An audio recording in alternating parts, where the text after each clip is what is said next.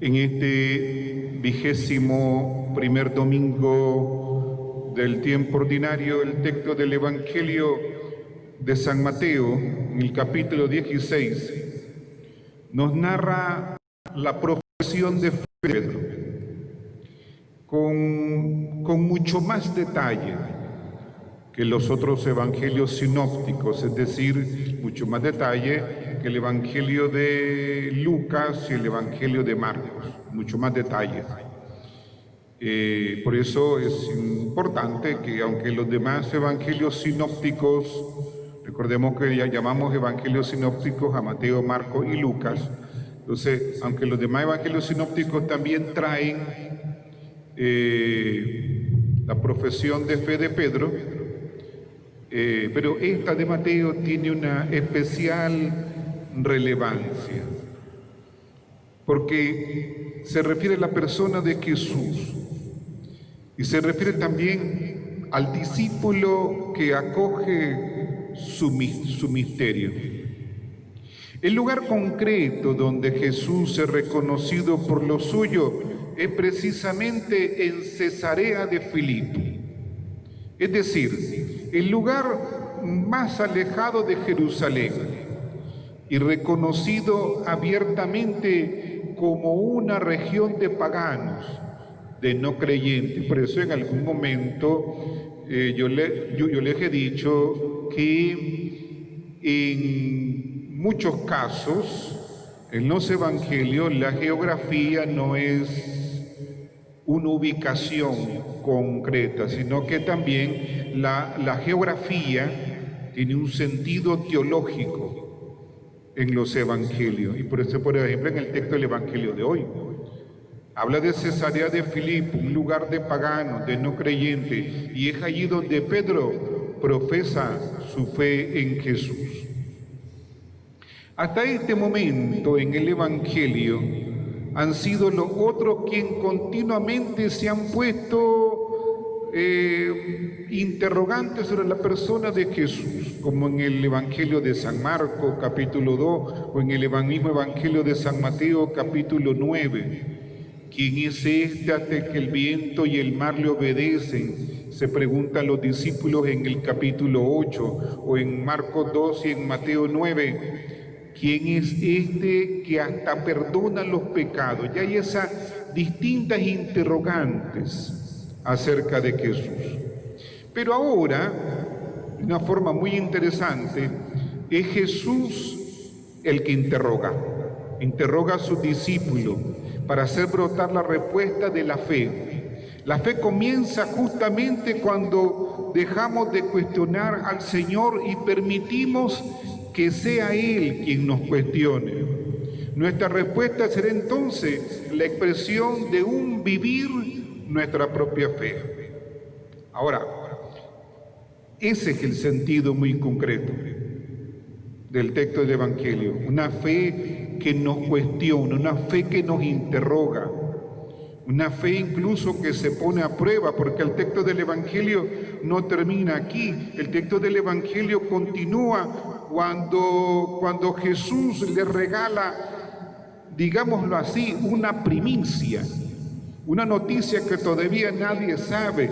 Jesús se lo comunica con pleno entusiasmo. El Hijo del Hombre va a padecer mucho, va a sufrir mucho a manos de los judíos, de los sumos sacerdotes, va a ser entregado a la muerte, va a ser crucificado, morirá y resucitará al tercer día. Ese es el sentido tremendamente fuerte. Si nos fijamos bien que de repente los discípulos entran en crisis. Lo que para Jesús es un anuncio gozoso, para los discípulos es un momento de crisis. Y por eso no nos encontramos a Pedro que se lleva aparte a Jesús ante el anuncio de la cruz y le va a decir: Maestro, eso no te puede pasar a ti. Por eso Jesús, cuando pregunta, tiene el sentido de la fe que es interrogada, no tiene el sentido de una encuesta. A Jesús no le interesan las encuestas. Yo recuerdo cuando estudié filosofía, mi profesor de sociología decía algo muy cierto. Las encuestas pueden ser amañadas, las encuestas pueden ser utilizadas, las encuestas pueden ser manejadas al capricho del que paga la encuesta. Entonces decía, me acuerdo, mi profesor en filosofía, es como que te metas a un estadio a preguntarle a la gente, a un estadio de fútbol, a preguntarle a la gente si le gusta el fútbol. Pues claro, te van a decir que sí, porque para eso están en el estadio de fútbol, para ver fútbol, no para ver béisbol. Entonces, las encuestas pueden ser amañadas. Por eso a Jesús no le interesa hacer una encuesta. El interrogante pone de manifiesto la flojera de la fe de la gente que no ha logrado reconocer quién es Jesús a pesar de las acciones. Vámonos al capítulo 4 del Evangelio de San Lucas. Y Jesús que habla en la sinagoga y lee el texto del profeta Isaías: el Espíritu del Señor está sobre mí porque Él me ha enviado a... Y entonces nos encontramos ahí que Jesús nombra acciones muy concretas que dicen quién es Él, que Él es el Mesías. Lo mismo cuando Juan el Bautista ya está preso, lo han echado preso porque puso en crisis al mismo tetrarca, a Herodes. Entonces Juan el Bautista manda a preguntarle a Jesús con sus discípulos: ¿eres tú el que de venido tenemos que esperar a otro? Y Jesús no le mandó a decir a Juan el Bautista: díganle a Juan, sí, yo soy el Mesías. No, Jesús le manda a decir: díganle a Juan, los ciegos ven, los sordos oyen, a todos se anuncia el Evangelio. Y le hizo una lista de cosas que Juan el Bautista, que había preparado el camino del Señor, perfectamente lo entendió con toda seguridad. Por eso, que en el sentido de la interrogante de la fe, de la multitud y luego muy especialmente de los discípulos, una fe que es interrogada, que es cuestionada: ¿ustedes quién dicen que soy yo? Jesús interroga entonces en dos momentos de una forma muy pedagógica. La primera pregunta: ¿quién dice la gente que es el Hijo del Hombre? El Hijo del Hombre es un título más frecuentemente utilizado por Jesús, que se aplica a sí mismo. Jesús prefiere ser llamado Hijo del Hombre a ser llamado Mesías, porque esa expresión Hijo del Hombre está más relacionado con el siervo doliente de Yahvé, que encontramos en los 4 cánticos del profeta Isaías, los 4 cánticos del siervo doliente de Yahvé, que será rechazado, humillado, pero que finalmente triunfará. Con esta pregunta indirecta: ¿quién dice la gente que es el Hijo del Hombre?, Jesús da a sus discípulos la oportunidad de expresar todo lo que han oído sobre Él en el hablar común, en esa relación con los demás, dándole aquella respuesta genérica que no les compromete. Porque el responder con certeza acerca de Jesús compromete. El encuentro con Jesús compromete. Y muchos prefieren tener un encuentro indirecto con Él para no comprometerse. Un encuentro limitado, con barreras, para que el Señor no nos comprometa mucho, para que no nos pida mucho. No que nos portamos muchas veces, como nos decía el Evangelio de uno de estos días, de la semana que pasó, nos portamos como aquellos que fueron invitados al banquete de boda del Hijo del Rey. No tengo tiempo, me acabo de casar, compré una yunta de bueyes, y los otros simplemente mataron a los que les habían enviado. Muchas veces nos portamos así, en una fe sin compromiso. ¿Saben? Es fácil decir creo, es difícil vivirlo.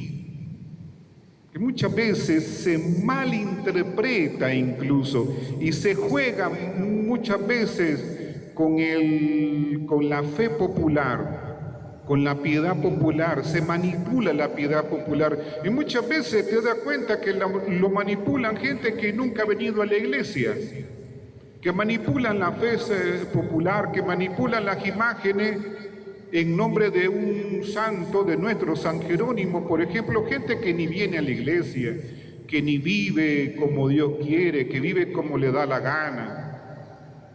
Por eso es fácil tener una fe sin compromiso. Es fácil tener una fe que no nos involucre. Es fácil tener una fe, entre comillas, que no nos pida una real y auténtica conversión. Por eso la respuesta de la gente es una respuesta sin compromiso.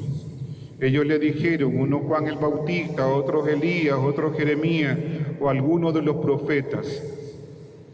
Las actitudes de Jesús acompañadas por signos, sus denuncias ante el mal, ante el pecado, ante las injusticias, ante cualquier tipo de pecado, y el rechazo a la persona de Jesús y su mensaje han dado motivo suficiente para que la gente le considere simplemente como un profeta, al estilo de Elías, profeta defensor de los derechos de Dios allá en el Antiguo Testamento. Jesús, que parece no interesarle esa respuesta, formula una segunda respuesta, una segunda pregunta. ¿Y ustedes quién dicen que soy yo? Con esa palabra Jesús se aplica a sí mismo el Hijo del Hombre y los interpreta directamente. Ustedes que escuchan mi palabra, ustedes que han creído en mí, que viven conmigo, que andan conmigo, que son mi comunidad, ¿qué dicen de mí?, les interroga Jesús. Y Pedro, muy adelantado en muchas ocasiones, pues en nombre de todos responde: tú eres el Cristo, el Hijo de Dios vivo. La profesión de fe de Pedro es la profesión de nuestra fe cristiana. Jesús es el Cristo, el único Cristo, el Hijo de Dios, el Hijo amado del Padre, enviado al mundo para que en Él tengamos la vida. Pedro ha sido en este momento admitido a participar en el secreto de Dios. Pero, esto nos interesa, después de la respuesta de Pedro, Jesús le hace caer en la cuenta que esa respuesta no proviene de la lógica humana o de la comprensión humana. Es una respuesta sugerida desde el corazón del Padre. Por eso Jesús le va a decir a Simón: dichoso tú, Simón, hijo de Juan, porque no te lo ha revelado ni la carne ni la sangre, sino mi Padre que está en los cielos. Pedro ha sido el primero en recibir esta revelación del misterio escondido a los sabios y a los inteligentes, que leíamos nosotros en el capítulo 11 del mismo Evangelio de San Mateo. Te doy gracias, Padre, Señor de cielo y tierra, porque has escondido estas cosas a los sabios y entendidos y las has mostrado a la gente sencilla. Pedro es el primero en recibir esa gracia y en revelar esa gracia que Dios le da. Y si bien después tendrá que echarse para atrás, porque le da miedo la propuesta de Jesús de la cruz, porque no es el proyecto humano nuestro muchas veces. Santa Rosa de Lima, hoy celebra la iglesia también a Santa Rosa de Lima. Santa Rosa de Lima decía que la cruz es la única escalera para subir al cielo. Así decía Santa Rosa de Lima. Y Jesús eso es lo que le presenta a Pedro. Ya lo decíamos, la segunda parte del Evangelio, lo pueden ver en su propia Biblia, en el capítulo 16, a partir del versículo 20. Pedro sí recibe la gracia, pero muestra resistencia ante la cruz, que él se revela en la cruz en la que Jesús se revela también como Señor y como Mesías. Tan es así que en la fiesta de Cristo, de Jesucristo, Rey del universo, el último domingo del año litúrgico, nosotros lo hacemos con el texto, muchas veces con el texto de la crucifixión, dependiendo del año litúrgico. En esto podemos comprender por qué Jesús pidió a sus discípulos que no le dijeran a nadie que Él era el Cristo. Esta palabra tan cuestionante nos ayuda a verificar hondamente la calidad de nuestra relación con Jesús, nuestra acogida de su misterio y su respuesta, porque si hacemos que Jesús dirija esa pregunta a nosotros personalmente, ¿quién decís vos que soy yo? Si dejamos que Jesús nos dirija esa pregunta a nosotros en lo personal, ¿qué diría cada uno de nosotros? Sin decir lo que Pedro ya dijo, sino ¿quién es para vos Jesús? Y entonces para algunos será un curandero, un médico gratis, para otros será Jesús el solucionador de problemas, para otros será Jesús su cooperativa de ahorro y préstamo, donde nunca ha depositado a nadie, pero que necesita que Jesús le dé dinero para salir de los clavos económicos en los que se ha metido.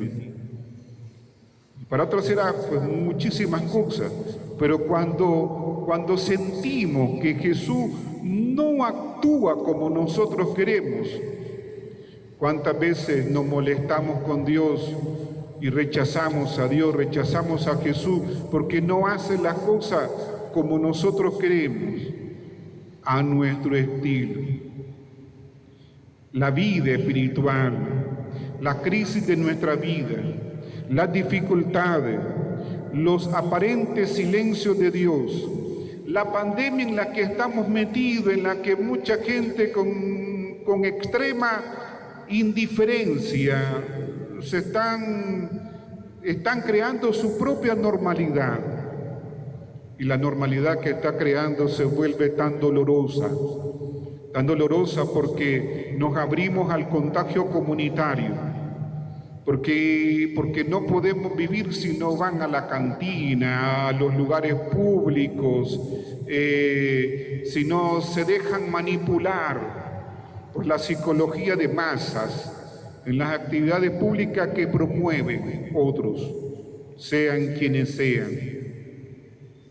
Y eso es indiferencia, porque no podemos ser indiferentes. El Papa Francisco lo decía hoy al mediodía, hora de Roma, en el rezo del Ángelus, rezaba por tantas y tantas personas víctimas de la pandemia que han sufrido y que siguen sufriendo por las secuelas que ha dejado la pandemia. Tendrían que sentarse con alguien que ha sobrevivido de la pandemia, del virus. ¿Lo han hecho alguna vez con alguien que estuvo grave y que ahora puede contarnos su experiencia del sentirse mal?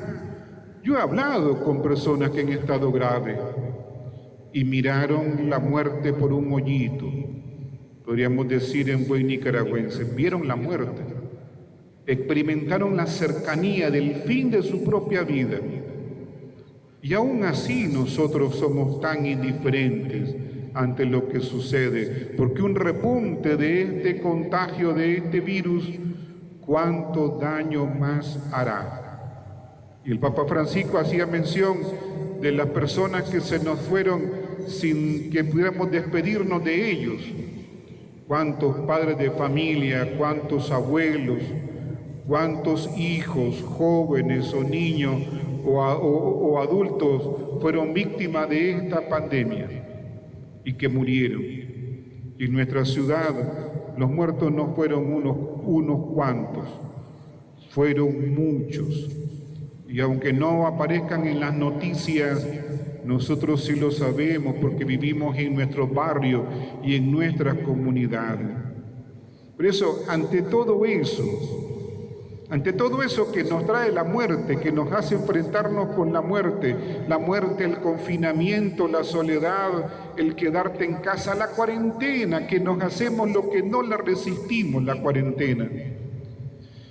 Lo que nos hacemos, lo que no la aguantamos. El hambre, cuánta gente está con hambre porque ha perdido el empleo y no pueden llevar el pan a sus mesas. Y necesitan de la cercanía de nuestra caridad, de la divina providencia que se exprese a cada uno a través de ese gesto generoso de nosotros. Todo eso pide silencio del corazón para permitir que Jesús nos interrogue amigablemente y haga brotar de nuestro corazón una respuesta de fe más profunda y más comprometida. Porque, ojo, la fe es compromiso. La fe no solamente es un cúmulo de cosas que guardamos aquí en la cabeza, sino que la fe es compromiso. Lo que creemos, lo que decimos creer, tenemos que llevarlo al compromiso. Y claro, junto a la profesión de fe llega la promesa de Jesús, a la que nos preparamos como el oro en el crisol. Pedro, y eso del oro en el crisol lo dice Pedro en su primera carta, capítulo 1. Pedro será la piedra de la iglesia. Y para Pedro no fue fácil esa tarea. Léanse, por ejemplo, el capítulo 15 de los Hechos de los Apóstoles. Y no le es fácil al Papa Francisco hoy, ni a ninguno de los demás papas le fue fácil.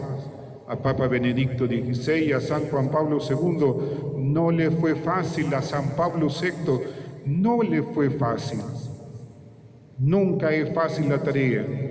Como tampoco son fáciles las tareas nuestras, pues ante todo no debemos de perder de vista que somos seres humanos frágiles y que necesitamos de la fortaleza que viene de Dios, porque el Señor, como dice el Salmo 46, es para nosotros refugio y fortaleza.